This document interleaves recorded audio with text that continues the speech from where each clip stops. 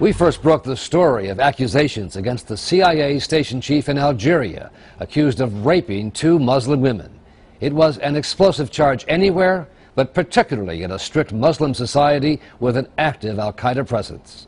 Now those allegations have brought down an American spy who was once considered a rising star at the CIA.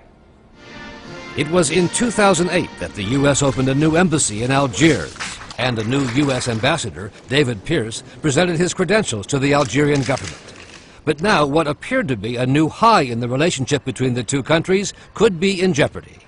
U.S. law enforcement officials tell ABC News the CIA station chief in Algiers, Andrew Warren, a 41-year-old convert to Islam himself, has been accused of rape by 2 Algerian women, and Warren has been ordered out of the country by the U.S. ambassador. According to an affidavit filed in federal court that names Warren, the women, independent of each other, both said they felt the violent onset of nausea after consuming drinks prepared by Warren at U.S. Embassy social events. One, says the affidavit, woke up the next morning. She was lying on a bed, completely nude, with no memory of how she had been undressed, and realized she recently had engaged in sexual intercourse, though she had no memory of having intercourse. The second alleged victim said she felt physically paralyzed and asked Warren to stop, but that he reportedly replied, "Nobody stays in my expensive sheets with clothes on." U.S. officials are bracing for the reaction from the Muslim world. Because it has to do with the incredibly sensitive issue of rape of an American, of a CIA operative, raping a Muslim woman. Warren, an author with his own website, has been with the CIA since 2001. And in Algiers, was responsible for coordinating with Algerian intelligence services in the fight against an al-Qaeda wing there that has carried out a series of bombings. Officials say among the items recovered in a search of his Algiers residence were more than a dozen videos that appear to have been secretly recorded, showing Warren engaged in sex acts with a number of women, including one of the alleged victims. Also discovered the drugs Xanax and Valium, which the affidavit says are commonly used as date rape drugs. Warren was later indicted by a federal grand jury on 1 count of sexual abuse, to which he pleaded not guilty. He had been released on bond and was scheduled to appear again in court 2 weeks ago, but never showed up. This week, Warren was tracked down by federal law enforcement agents and taken into custody again. That's him in a wheelchair leaving court. Authorities claimed he had gone on an apparent drug binge when police in Norfolk, Virginia found him at a local hotel. It's a remarkable fall from grace and a tragic outcome for someone who had once received promotion after promotion at the CIA. Joining us now is a former CIA station chief himself, Charles Sam Faddis, the author of a new book on the CIA, Beyond Repair, The Decline and Fall of the CIA. Mr. Faddis, thank you very much for joining us. Let me start by asking you, what happened to Andrew Warren? What do you think happened to a man like this who was such a rising star? It sounds to me, Brian, like Andrew at some point basically self-destructed. What I've read about this recent arrest in Norfolk sounds like a guy who's almost bent on self-destruction, actually. Is that a trait you've seen in other officers in the CIA?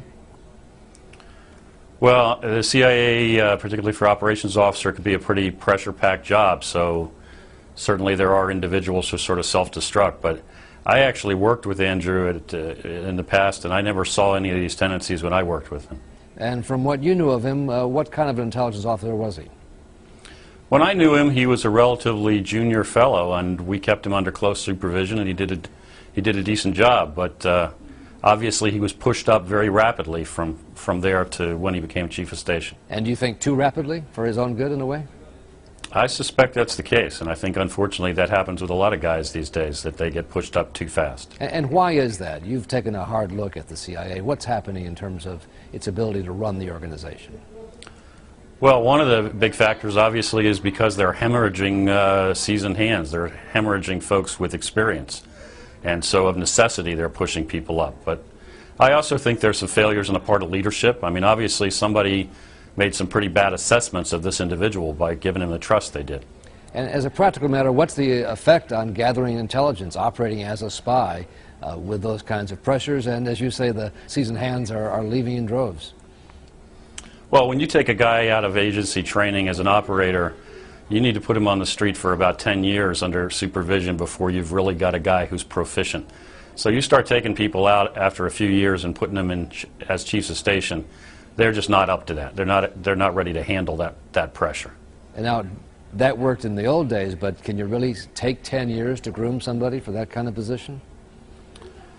Well, you can, I suppose, if you start by stopping the departure of a lot of the seasoned officers. But that's been a problem for a lot of years, and they really haven't taken any steps to fix it. And why do they leave, do you think, Mr. Fettis? I think there are a variety of factors, obviously. I mean, some guys are just done and want to move on to other things. But I think, frankly, in the Directorate of Operations, there's a lot of disenchantment. There's a lot of people who feel like the place is broken, and it's time to move on. In your own case, why did you leave? I think that's probably a good description of me, actually. I think I got to the point, like a lot of operations officers, where I passed through the part of where I believed we could reform the place to the position where I believed, look, this place just we need to start over. It can't be fixed from inside. And in your view, that's how the CIA stands now? You really have to start over? Has to be shut down? I think that's exactly where we are, to be honest with you. I think what we have now is an organization with a lot of tremendously dedicated people. Some very good folks do great things, but the organization itself structurally is broken. We need to start over. And what does that mean in terms of the security of the country? We count on the CIA to operate and gather intelligence, to run spies, to run spy networks. Is that still happening, or is that also seriously affected?